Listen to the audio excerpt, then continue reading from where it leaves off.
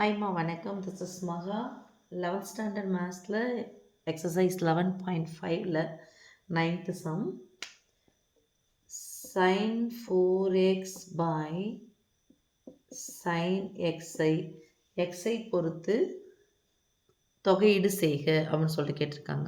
நான் தொகையீடு செய்யறதுக்கு முன்னாடி இது எவ்வளோ சிம்ப்ளிஃபை பண்ண முடியுமோ அவ்வளோ சிம்ப்ளிஃபை பண்ணிடலாம்.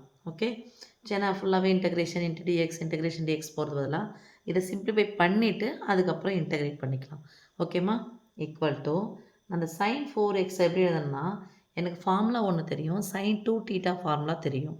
அதுலேருந்து இப்போ 4 அப்படிங்கிறது 2னுடைய அதாவது 2னுடைய மடங்கு. அதனால் அந்த 4 என்ன பண்ணுறேன், சைன் 2 இன்ட்டு 2xன்னு எழுதுகிறேன் by sine X.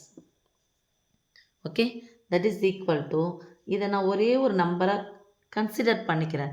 sin 2θ equal to 2 into sine θ into cos θ. So முன்னாடி 2 எடுத்துகிட்டு வந்தாலும் formula sin 2θ equal to 2 into sine θக்கு பதிலாக என்ன இருக்குது 2x into sine 2θ into cos θ 2 sine θ into cos θக்கு பதிலாக 2x by sine x. Okay, again எப்படி இருக்குன்னு பாருமா, சைன் 2θ இந்த 2 அப்படியே வச்சுக்கிறேன் இன்ட்டு சைன் 2θ ஃபார்முலா மறுபடியும் 2 முன்னாடி எடுத்துகிட்டு வந்துருங்க ஃபார்முலாவுக்கு 2 into sine x into cos x into இந்த cos 2x by sine x. மேலே எல்லாமே பெருக்கலாக இருக்குது. ஸோ சைன் எக்ஸ் என்ன ஆகிடுச்சு, கேன்சல் ஆகிடுச்சு. இங்கே 2 into 2 into 2 cos x into cos 2x. Okay, இப்போ இதை எப்படி ஃபார்முலா பண்ணோன்னா 2 into cos A into cos B 2 into cos A into cos பியை நம்ம என்ன சொல்லலாம்னு பாருங்கள். ஃபஸ்ட் வேல்யூமில் தேர்ட் லெசனில் படித்தது தான். So 2 into 2 cos A into cos B equal to cos வந்துச்சுன்னா cos A plus B plus cos of A plus B plus cos of A minus B. Okay, ஒருவேளை சைன் வந்துருந்துச்சுன்னா ரெண்டுமே சைனாக வந்துச்சுன்னா cos of A plus B minus cos of A minus B. Okay, இப்போ 2 into cos ரெண்டுமே ஒரே இதுவாக வருது, காஸ் θவே வருது, இல்லைனா சைன் θவே வருதுன்னா cos A plus B cos A minus B தான் எடுக்கணும். ஃபார்முலாவில் அதுதான் வரும். ஒருவேளை காசும் சைனும் வந்துச்சுன்னா sine A plus B sine A minus B. முன்னாடி காசு வந்துச்சுன்னா என்ன எடுக்க போகிறோம், சைன் வந்தால் என்ன எடுக்க போகிறோம் அப்படிங்கிறது ஃபார்முலாவில் நீங்கள் இது பண்ணி படிச்சிருப்பீங்க. So 2 cos A into cos B formula என்னது, cos of a plus b into a minus b. இதுதான் a, இதுதான் b.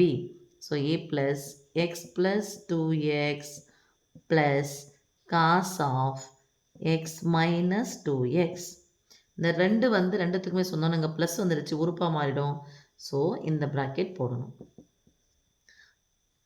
ஒரு எக்ஸ் ரெண்டு எக்ஸையும் சேர்த்தா காஸ் 3x ப்ளஸ் காஸ் ஒரு மைனஸ் வந்தால் கழிக்க போகிறோம். எக்ஸ்லேருந்து 2x கழிச்சா எக்ஸ்லானது ஒரு எக்ஸ்லேருந்து 2x கழிச்சா மீதி ஒரு எக்ஸ். ப்ராக்கெட் ரெண்டுத்துக்குமே சொன்னோம். So 2 into cos 3x cos of minus θ equal to cos θ தான். அப்போ குறிங்க மைனஸ் θவில் வந்தாலும் இங்கே தான் வரப்போகுது ப்ளஸ் காஸ் எக்ஸ்.